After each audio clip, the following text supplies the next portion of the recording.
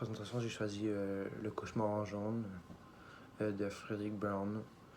Je l'ai choisi parce que j'aime bien l'histoire, comment ça commence. On est mis directement dans le questionnement, puis l'intriguement. On se demande ce qui va se passer. Euh, le personnage, il nous parle, il nous dit ses objectifs, mais on sait pas trop ce qui va se passer après, puis c'est intéressant. Puis l'histoire, c'est une fin inattendue. Fait que je trouve que c'est quelque chose qui rend l'histoire assez intéressante. Pour sa biographie, il a écrit beaucoup d'œuvres. Il a fait des nouvelles littératures, des romans. Il a fait des films, puis beaucoup de séries. En général, il écrit quelque chose de la littérature. Il écrit de la science-fiction, puis des romans policiers.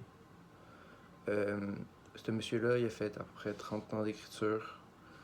Puis dans sa carrière, euh, il a aidé à l'écriture des Marvel Comics, fait un livre assez populaire, euh, surtout en Amérique.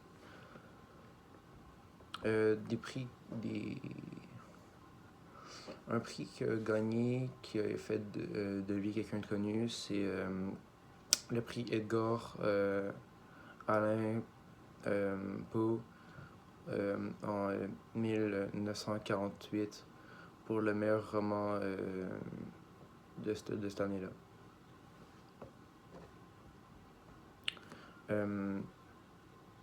Le résumé de l'histoire, c'est on suit un monsieur que le jour de sa fête, il veut scammer sa compagnie pour faire de l'argent puis les scammer. Puis il veut aussi tuer sa femme. Fait que le jour de sa fête, il se réveille puis il prépare tout pour qu'à 18h40, il tue sa femme, il scamme la compagnie puis il part de la ville pour commencer une nouvelle vie. Puis là, tu suis un peu le personnage, sa manière de penser, puis il veut vraiment que tout soit parfait. Puis on comprend ça dans l'histoire en lisant un peu ce qui se passe. Pour les personnages, on n'a pas eu beaucoup d'informations. On n'a pas eu de description physique, ni beaucoup psychologique. Tout ce qu'on sait, c'est que le monsieur, il aime pas vraiment beaucoup sa vie, puis qu'il veut changer. Que ses buts, c'est de tuer sa femme. Il n'y a pas vraiment beaucoup de développement psychologique non plus. Ça se passe vraiment en une shot. Fait qu'il y a vraiment beaucoup de changements.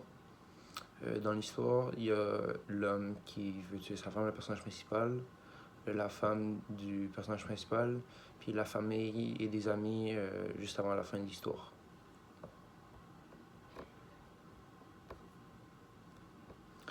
Euh, le thème que l'histoire décrit, ça serait plus quelque chose vers la cupidité et l'égoïsme. Beaucoup parce que le personnage principal, on comprend qu'il pense simplement à lui, puis il pense juste à lui, puis qu'il n'y a rien qui va l'arrêter pour arriver à ses buts, même pas le meurtre, ça va le faire changer d'idée.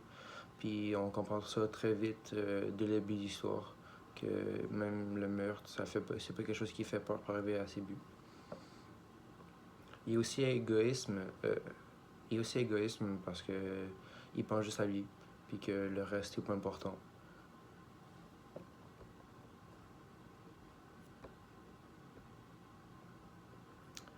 Euh,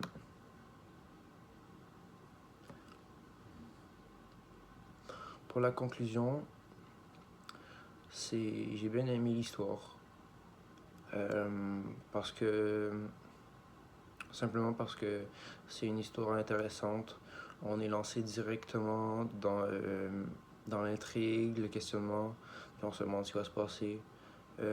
On comprend très vite l'intention du personnage principal, mais malgré ça, on ne sait pas ce qui va se passer pour la suite.